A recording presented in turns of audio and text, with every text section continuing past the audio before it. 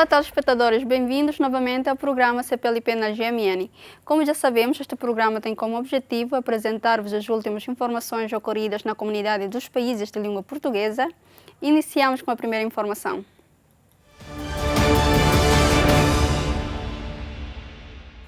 Dezenas de angolanos estão ao relento há mais de um mês em Luanda, depois de serem retirados de um edifício seiscentistas devido às inúmeras fissuras e risco de desabamento. Estes estão a criticar o silêncio das autoridades quanto ao seu destino. Há mais de um mês que dezenas de angolanos vivem ao relento em Luanda depois de terem sido retirados de um edifício seiscentista devido ao risco de desabamento. No total são 24 famílias que desde o início de janeiro dormem na rua, no Largo do Baleizão, no distrito urbano da Ingombota, no centro de Luanda, e que lamentam o silêncio das autoridades quanto ao seu destino. Pedem a intervenção do presidente angolano João Lourenço. O edifício evacuado pelas autoridades e onde funcionou o antigo Colégio Dom João II, na época do governo colonial português, é património histórico-cultural desde setembro de 1947. Uma parte de uma casa da nossa vizinha, aquilo que desabou. Então que apareceu os bombeiros para poderem vir aqui prevenir. Mandaram descer do edifício e depois apareceu que a administração. Estamos aqui a dormir, que é hora lenta com as crianças. O ano letivo iniciou, que nossos filhos ficaram sem estudar, estão de fora. A documentação toda encontra-se dentro das nossas casas. Fecharam as portas com blocos. Não temos como entrar. Está péssimo. Só estamos a pedir que o senhor governador que veja isso, ou a administração que venha cá até conosco. Nós também somos cidadãos, porque isso que estão a fazer é contra os direitos humanos. O edifício vai ser encerrado, porque aqui vocês não podem mais subir. Encerraram o edifício com todos os pertences, roupas, comidas, tudo. Refeições nós comemos rações frias. Vamos às vezes no segurança quando não temos uns 500, uns valores assim elevados para poder comprar um pacote de leite, uma coisa assim, se preferimos com os bandecos dos seguranças. Nós todos que estamos aqui somos mais velhos, como que vamos nos meter numa tenda? Vamos viver numa tenda como? Com os filhos que nós temos. Estamos a sair aqui dentro da casa. Temos que nos dar também uma casa para nós viverem. Então vamos nos tirar numa casa para nos meter na tenda. Isso é que nós não aceitamos. Estamos aqui a passar mal, mosquito, fome, sede. Com a chuva aqui, estamos a aguentar aqui. Já não estamos a aguentar mais. O governo temos que ver isso. Nós também somos filhos do governo. Os nossos maridos trabalharam muito tempo nas mãos do governo. E o governo tem que ver a nossa situação conforme que nós estamos vivendo. A chuva chegou. Por exemplo, naquele dia da chuva, sofremos muito aqui. Não temos sítio para ir conforme que vocês estão a ver. Toda a chuva aqui nos nossos corpos, ficamos doentes. Não tem duas mamães, ficaram doentes e foram parar no hospital. Estamos aqui a sofrer fome, sede. Sítio de tomar banho não temos. Estamos a tirar água naquele buraco aí para nós tomar banho. Agora, daquela água aí, quando acaba de tomar banho, fica com comichão no corpo. As autoridades até cederam um espaço com tendas no bairro da Paz, mas o local não agradou a estas famílias. Nós fomos lá ver que as condições com que eles aqui prometeram que não eram aquelas que nós fomos lá ver que no local. Então nós preferimos mantermos aqui, porque aqui nós estamos mais seguros em relação ali onde eles queriam que nos metessem. Nós falamos que a gente não sai daqui sem ter pelo menos um sítio condigno, porque nós só estamos a pedir que nos dê uma casa condigna para um cidadão morar. Fomos lá ver as condições, são mais difíceis, mais piores que estas condições que nós estamos. Porque as tendas, as próprias tendas, são tendas antigas. Nas três tendas que eles tinham montado, cada tenda há cinco famílias. E o bairro não tem segurança, enfim, não tem água. Todos os dias lá tem sempre assaltos. Eu fui lá ver com a minha vista, não é coisa de me contar, eu fui lá aquelas tendas. Aquele sítio não é para nós, é por isso que nós negamos. Neste mini acampamento bem ao lado de um hotel e a escassos metros da nova marginal de Luanda, os moradores garantem que dali não vão arredar pé, pelo menos enquanto as autoridades não encontrarem novas alternativas. No Brasil, o jogador Felipe Cardoso, de 15 anos, relatou que o incêndio que provocou 10 mortos teve origem no seu quarto. Nas suas redes sociais, o jogador contou que o jogador dormia no centro de treinos do Flamengo quando aconteceu o incêndio. O incêndio de grandes proporções deflagrou no centro de treino do Flamengo, na zona oeste do Rio de Janeiro. Este incêndio provocou 10 mortos e 3 feridos. Segundo o Corpo de Bombeiros, neste centro de treino dormiam atletas com idades entre 14 e 17 anos. Imagens de helicópteros que foram exibidas pela rede de televisão Globo mostravam que as chamas já tinham sido controladas. No entanto, este incêndio deixou uma grande área destruída. O treino amanhã estava cancelado, aí a minha mãe ficou insistindo para vir para casa. Eu só ia vir hoje depois do almoço, mas como eles insistiam muito, eu vim ontem.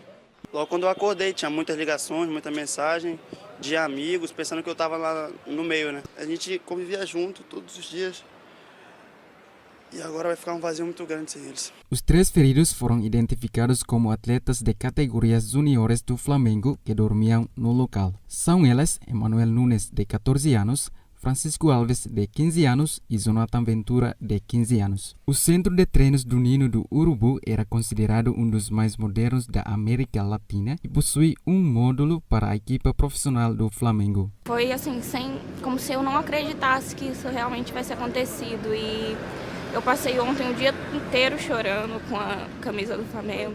Mal saía de casa para treinar e ele falava pra gente: eu não vou lá para almejar algo muito, eu quero brincar, eu quero ser feliz, eu quero fazer o que eu gosto.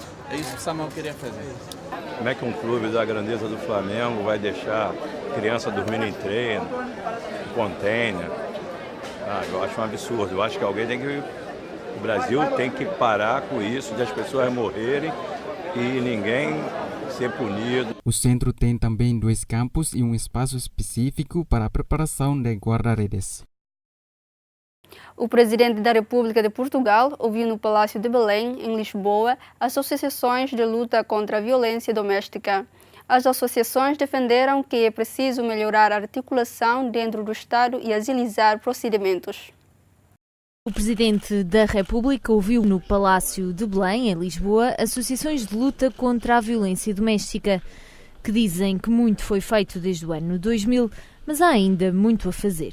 É preciso que o trabalho excelente que tem sido feito com as vítimas e os apoios que existem, os recursos que existem, que haja um trabalho também de parar os agressores, de responsabilizar os profissionais, e foi dito aqui também na reunião, de responsabilizar aqueles profissionais e aquelas profissionais, nomeadamente no sistema judicial, que não cumprem a lei e, portanto, que não cumprem os direitos humanos, nem cumprem as recomendações internacionais e põem em causa a segurança e a proteção das pessoas, cidadãs e cidadãos, e neste caso das vítimas. A própria equipa de avaliação retrospectiva dos homicídios tem mostrado que, apesar do apoio fantástico e imenso que as organizações de apoio e acompanhamento às vítimas fazem, o que é certo é que há um ramo do Estado que tem a obrigação de parar a violência, e esse ramo é que tem que atuar, portanto, que possam olhar e ver onde é que o sistema está a falhar.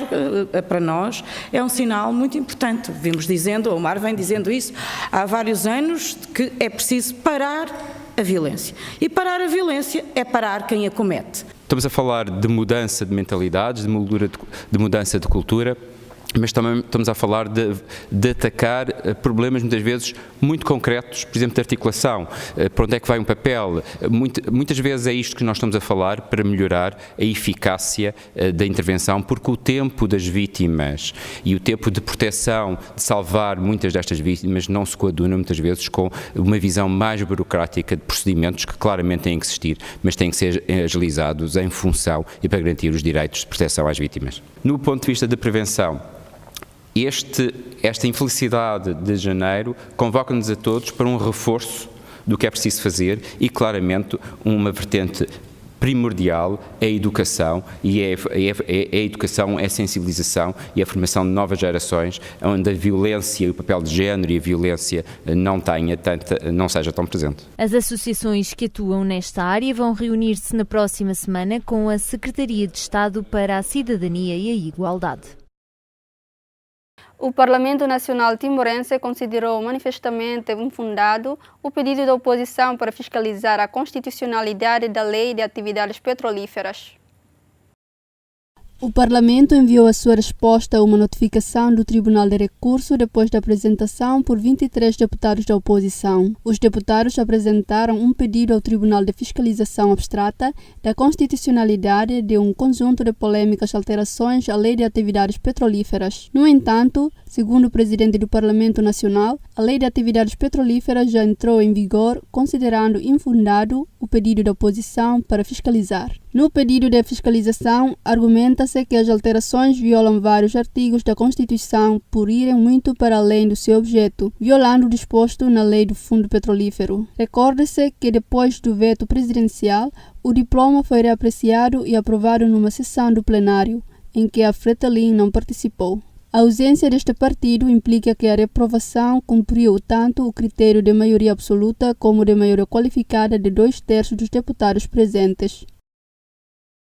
2 pessoas foram mortas em São Paulo, Brasil, depois que um helicóptero caiu sobre um caminhão. De acordo com os mídias locais, o acidente ocorreu por volta do meio-dia. O helicóptero perdeu o controle e caiu sobre um caminhão numa estrada antes de pegar fogo. 2 pessoas foram mortas e outra ficou ferida no acidente. Ainda viu quando ele bateu, já foi logo explodindo. Os pedaços caindo para um lado e para o outro, já foi pegando fogo. Aí os corpos no chão lá, a polícia chegaram. Aí logo uns 15 minutos chegou os bombeiros. O jornalista de televisão Ricardo Boechat foi morto no acidente, uma figura bem conhecida no Brasil. Boechat liderou vários programas de notícias no país, incluindo a Globo. A fragata portuguesa Álvares Cabral deixou o mar de Cabo Verde, onde chegou a 29 de janeiro. O comandante da missão testemunhou nesse período a evolução dos fuzileiros, militares e elementos da guarda costeira desse país. Os fuzileiros da Marinha Portuguesa estiveram desde o dia 29 de janeiro atracados na cidade da Praia. O objetivo? Capacitar a guarda costeira cabo-verdiana. Mas mais do que apoio e troca de conhecimento, esta é uma missão familiar. Este trabalho já é tão grande que é um encontro, além do encontro de marinhas e de guardas costeiras, é também aquilo que podemos presenciar de um encontro de famílias, de militares que trabalham e que são militares da Guarda Costeira de Cabo Verde e que encontram familiares na Marinha de Portugal. Terminada a missão em Cabo Verde, a fragata Álvares Cabral vai partir para novas águas. Vamos sair no dia 8 para os Camarões, estaremos depois em São Tomé e Príncipe, continuando o nosso trabalho também em São Tomé e Príncipe. Iremos depois para Angola, estaremos em Angola, onde apoiaremos, além de fazermos uma série de exercícios e trabalhos também com a Marinha Angolana, iremos também apoiar a presença do Sr. Presidente da República em Angola e depois estaremos numa escala na Costa do Marfim. Esta fragata tem uma particularidade.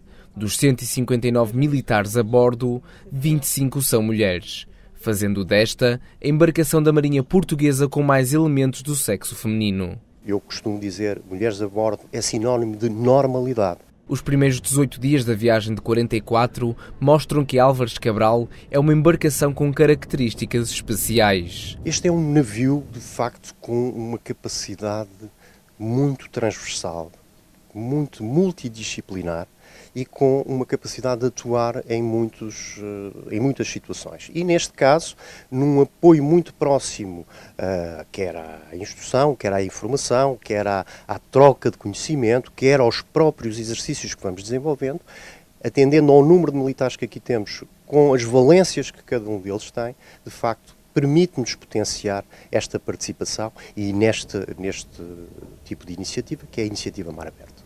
No horizonte, há mais paragens e ainda um exercício internacional que visa reforçar a segurança marítima no Golfo da Guiné. Se não houver contratempos, a fragata regressará a Portugal a 6 de março. O ensino superior moçambicano acolhe 6% dos estudantes que terminam o secundário. O ministro da Ciência, Tecnologia, Ensino Superior e Técnico Profissional, Jorge Nambiu, referiu que o governo pretende aumentar este número. O ensino superior em Moçambique acolhe 6% de quem termina o secundário. É uma das mais baixas percentagens da África Austral. O governo quer mais estudantes a seguirem estudos superiores. Das pessoas que podiam estar a frequentar o ensino superior, só 6% é que estão efetivamente a frequentar o ensino superior. Este é um dado complexo. É um dado complexo porque, por exemplo, olhando para a África do Sul, o dado são 22%. Olhando para a Maurícia, são 52%. Então, o que é que diz isto? Diz isto que nós temos muito espaço ainda para termos estudantes no ensino superior. Entretanto, grandes multinacionais estão a assinar contratos para daqui a 3 anos arrancar a exploração de gás natural. E aqui haverá oportunidades para outro grau de ensino. O ensino que vai ser mais absorvido por esta indústria é o ensino técnico. E porque as grandes tecnologias, essas indústrias trazem de fora, da matriz, e aqui vêm implementar. E então o que eles precisam mais são de técnicos que façam as coisas acontecer e não de técnicos que façam os projetos que eles vêm implementar. Nesta área, no ensino técnico, o governo está a reforçar a componente de higiene e segurança nos currículos para responder às exigências das petrolíferas. O presidente angolano João Lourenço decretou a exoneração de Miguel Damião Gago do cargo de administrador do Fundo Soberano de Angola. Um comunicado da Casa Civil do Presidente da República indicou esta decisão. No documento não são adiantadas as razões da exoneração de Miguel Damião Gago, nomeado por decreto a 12 de janeiro de 2018. Também se desconhece o nome de um futuro substituto. A 11 de janeiro do ano passado, João Lourenço exonerou, por conveniência de serviço, o então presidente do Fundo Soberano, José Filomeno dos Santos, atualmente em prisão preventiva. Esta exoneração fez cair por inerência os 2 administradores executivos, Hugo Miguel Évora e o próprio Miguel Damião Gago. Na ocasião, o chefe de Estado angolano nomeou Carlos Alberto Lopes para o presidente do Conselho de Administração do Fundo, até então seu secretário para os Assuntos Sociais da Presidência da República. Ainda na mesma altura, e além de Miguel Damião Gago, o presidente angolano nomeou como administradores Laura Monteiro, Pedro Sebastião e Valentina Filipe, que se mantêm em funções. O Comitê de Política Monetária do Banco de Moçambique decidiu manter a taxa de juros de política monetária em 14,25%. A decisão é fundamentada pelo facto de as perspectivas de curto e médio prazos continuarem a mostrar que a inflação anual geral poderá situar-se em um dígito até ao final do presente ano. A inflação anual fixou-se em 3,52% em dezembro último, contra 5,65% em igual período de 2017, de acordo com dados do Instituto Nacional de Estatística de Moçambique. As perspectivas baseiam-se na redução do preço do combustível no mercado internacional e na estabilidade de preços dos principais parceiros comerciais de Moçambique. Ainda assim, riscos e incertezas subjacentes às projeções da inflação tornaram-se mais proeminentes.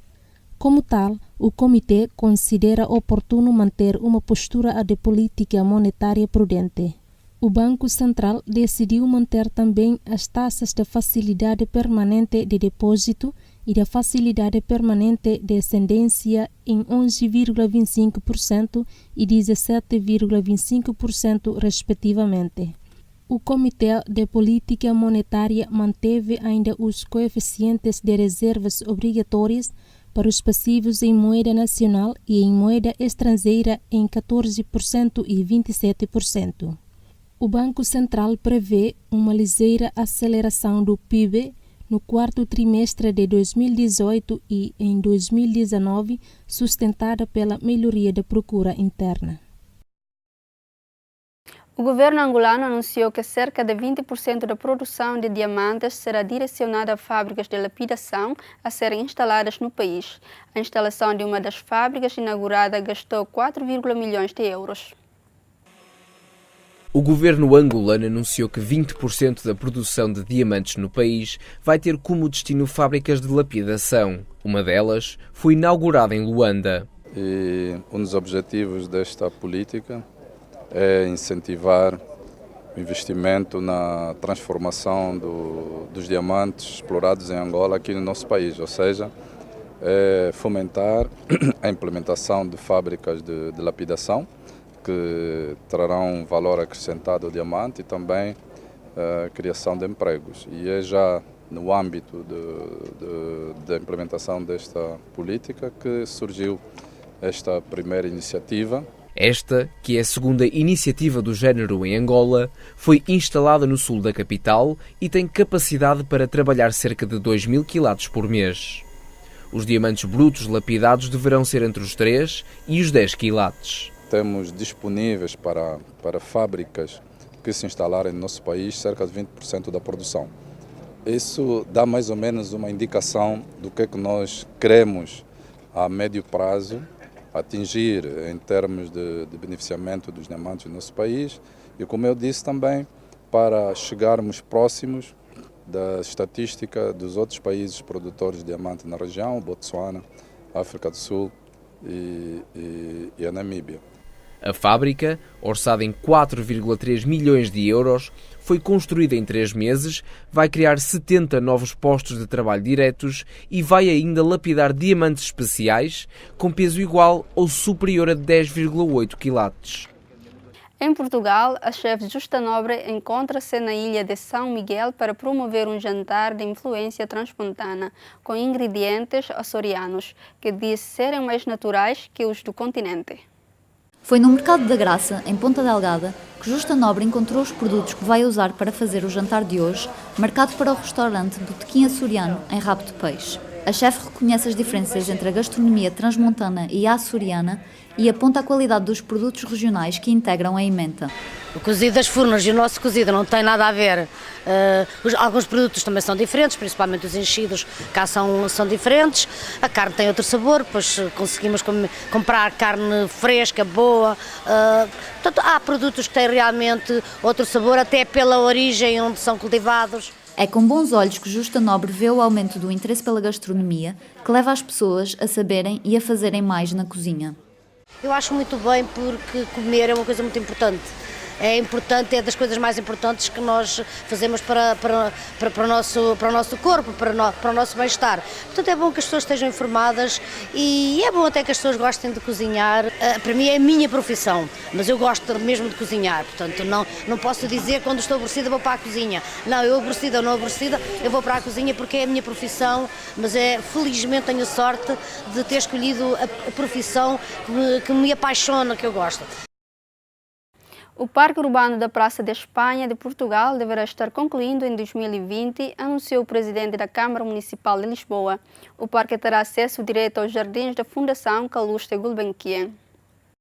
O Parque Urbano da Praça de Espanha, que terá acesso direto aos jardins da Fundação Calouste Gulbenkian em Lisboa, deverá estar concluído em 2020.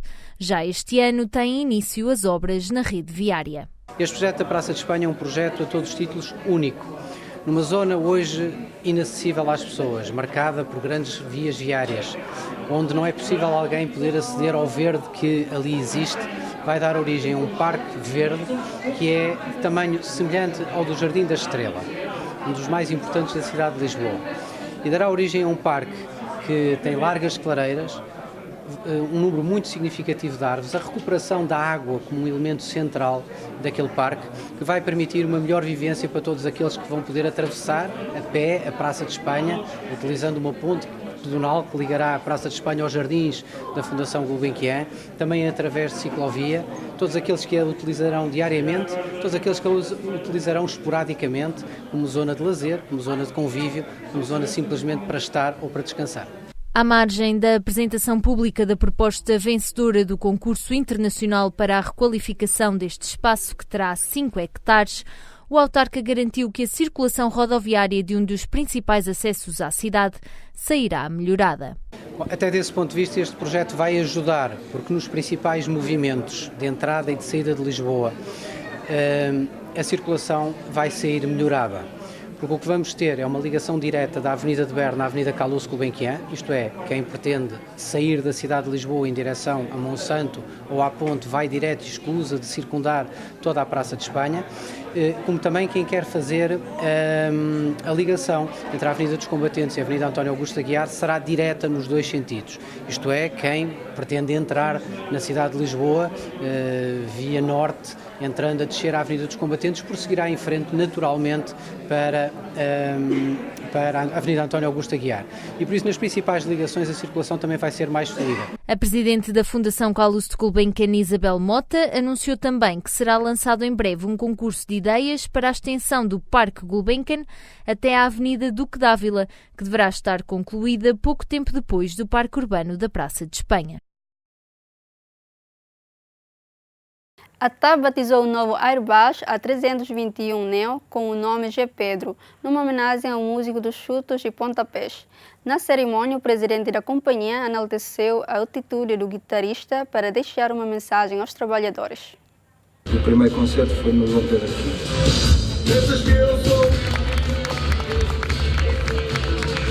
A TAP batizou o novo Airbus A321 Neo com o nome do falecido Zé Pedro dos chutes e pontapés. Numa cerimónia que não conseguiu escapar à emoção do momento, as palavras foram de orgulho e de muita saudade.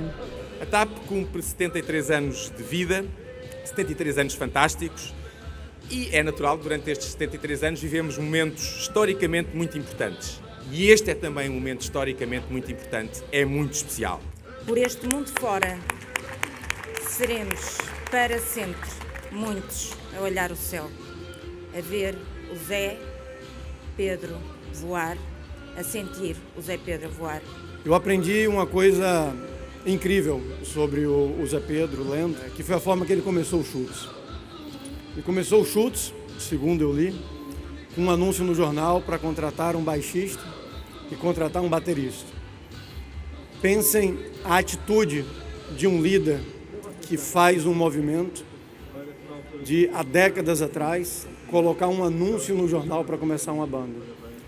E do meu lado, como presidente da Comissão Executiva da TAP, a mensagem que eu gostaria de adicionar, tudo já foi deixada para todos os portugueses e todos os trabalhadores, é a mensagem de atitude. Senti-me emocionado. São momentos emotivos, são momentos de homenagem, é uma honra muito grande para os chutes e pontapés, para o Zé Pedro, para a família dele, porque infelizmente já está ao lado da Amália Rodrigues, do Carlos Paredes e de mais uma série deles. O avião escolhido para receber o nome do artista é um dos novos Airbus recentemente recebidos pela empresa e que vai integrar a frota do médio curso da companhia. Esta homenagem acontece no ano em que os chutes e pontapés celebram 40 anos de carreira e lançam um novo álbum, o último em que Zé Pedro participou.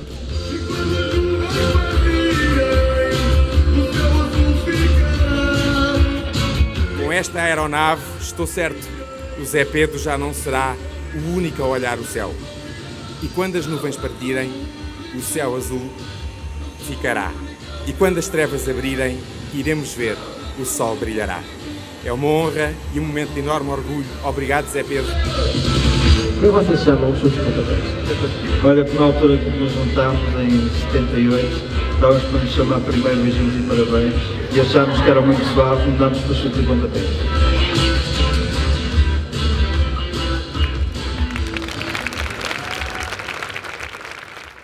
Em Portugal, o pastor Álvaro Abrantes, de 65 anos, residente na aldeia de Freixo da Serra, em Gouveia, na Serra da Estrela, gosta do que faz, apesar de reconhecer que tem diariamente muito trabalho.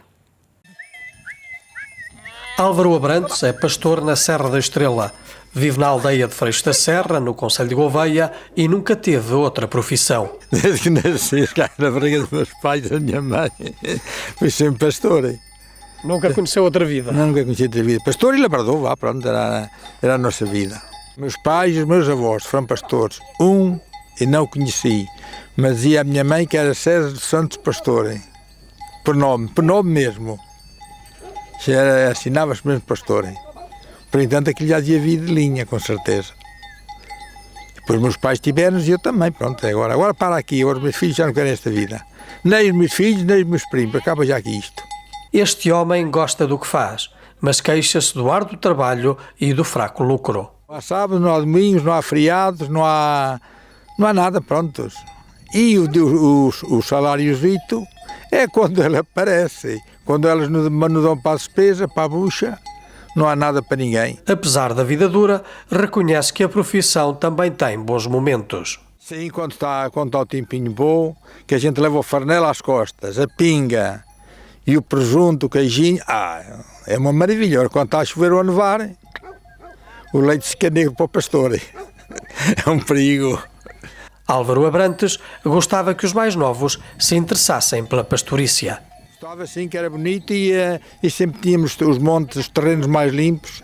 Assim agora as terras, pronto, aqui nesta povoação só estamos dois pastores.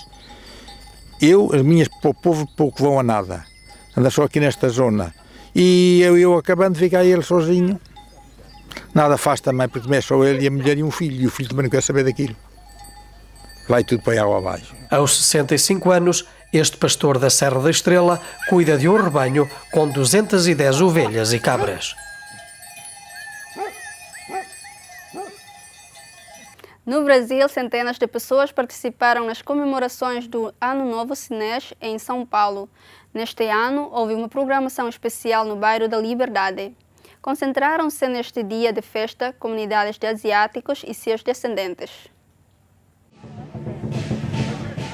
O Ano Novo Chinês começou no passado dia 5 de fevereiro, mas os brasileiros aproveitaram este final de semana para comemorar simbolicamente a passagem do Ano do Cão para o do Porco. O desfile começou com dezenas de pessoas distribuídas nos cortejos do Dragão e do Leão. Este desfile foi realizado em 2 ruas distintas até se encontrarem na Praça da Liberdade. Eu vim curtir esse ambiente com minha família, ver esse festival também. Como eu tenho muito interesse em conhecer o Japão e a China, eu gostaria de ver como que é. Eu gosto muito da cultura, porque eu sou descendente, mas eu nunca fui pro Japão ou pra China, né? Eu queria ver um pouco, ter esse contato, né, com os meus ancestrais, sabe?